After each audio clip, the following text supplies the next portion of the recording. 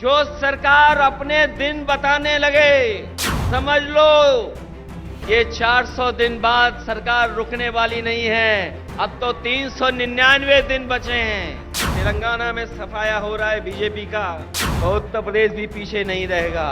हमारे लोग जो भारत छोड़ करके चले जा रहे हैं, बड़ी संख्या में लाखों लोग ऐसे हैं जो धन दौलत उनके पास है, वो इस देश में रहना नहीं चाहते। अभी कल ही भारतीय जनता पार्टी की मीटिंग खत्म हुई है और उन्होंने कहा कि 400 दिन बाकी हैं। हमें तो लगता था कि ये सरकार तो वो है जो दावा करती थी कि हटेगी नहीं, अब तो वो स्वयं स्वीकार कर रही है कि अब 400 दिन हैं। जो सरकार अपने दिन गिनने लगे, जो सरकार अपने दिन बताने लगे, समझ लो ये 400 दिन बाद सरकार रुकने वाली नहीं है। अब तो 399 दिन बचे हैं।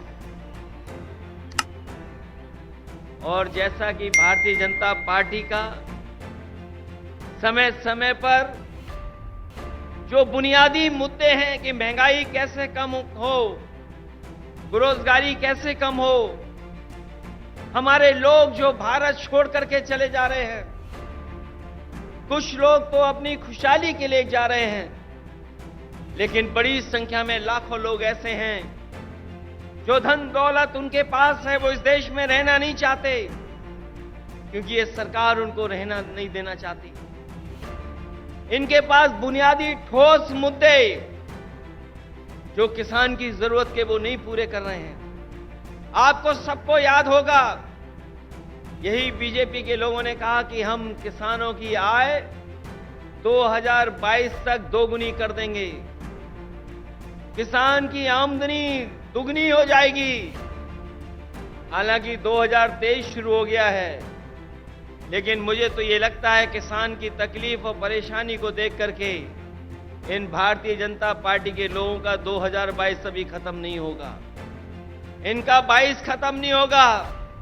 23 आ गया, 24 आ जाएगा, लेकिन भारतीय जनता पार्टी ने जो वादा किया था कि 22 तक हम किसानों की आय दोगुनी कर देंगे, वो अभी दोगुनी नहीं हुई है। हमारा किसान तकलीफ और परेशानी में है, उसको वादा तो कर रहे हैं, लेकिन जो बुनियादी उसे मदद मिलनी चाहिए वो मदद नहीं मिल पा रही है। ये हमारा जो नौजवान दिखाई दे रहा है, ये नौकरी और रोजगार की तलाश में अपना भविष्य चौपट कर रहा है। ये सरकार कोई ठोस कदम नहीं उठा पा रही।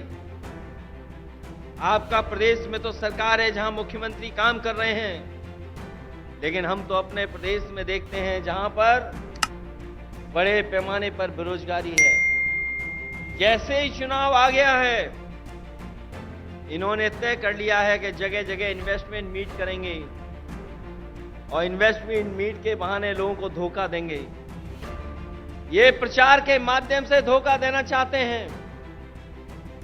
वैसे तो समय समय पर देश के लोग और देश के जो नेता होते हैं वो G20 की अध्यक्षता कर रहे हैं, लेकिन इस बार इन्हें मौका मिला है अध्यक्षता करने का। मुझे लगता है कि केवल चुनाव के लिए ही प्रचार करेंगे, उसमें कोई ठोस कदम नहीं उठाएंगे। इसलिए आज जब हम इतनी बड़ी संख्या में लोगों के सामने इकट्ठे हुए हैं, जहां मुझे लोग ही लोग दिखाई दे रहे हैं, उनके सामने मैं कह सकता हूं कि अगर तेलंगाना में सफाया हो रहा है बीजेपी का, तो उत्तर प्रदेश भी पीछे नहीं रहेगा। आप अपने प्रदेश से हटाइए, यूपी से हम लोग मिलकर के उनको हटाने का काम करेंगे।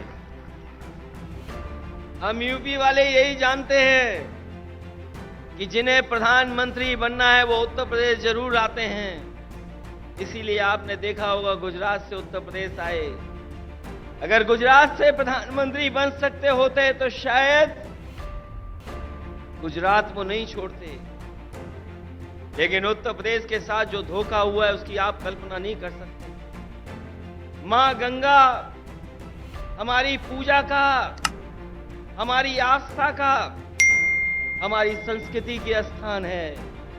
एक पानी का जहाज चला करके विलासिता का जहाज चला करके न जाने क्या सपने दिखा रही है सरकार। और जिस मां गंगा को साफ हो जाना चाहिए था, मां गंगा वैसी की वैसी है, नदी साफ नहीं है, नदी को साफ नहीं कर पाए।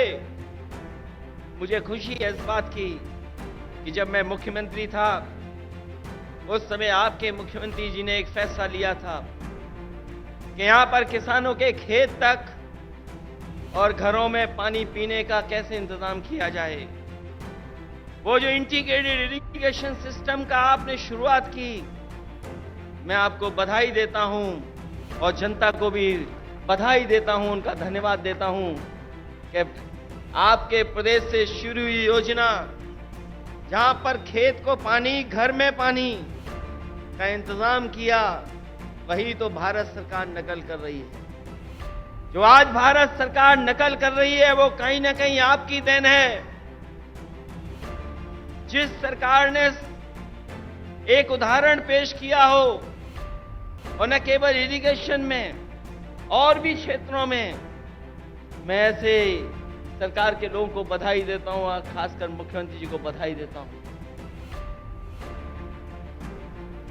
जहां इतना विकास हो रहा हो, वहीं भारतीय जनता पार्टी के लोग देश को पीछे ले जाना चाहते हैं। उनके मुद्दे, उनके फैसले हमें और आपको पीछे ले जा रहे हैं।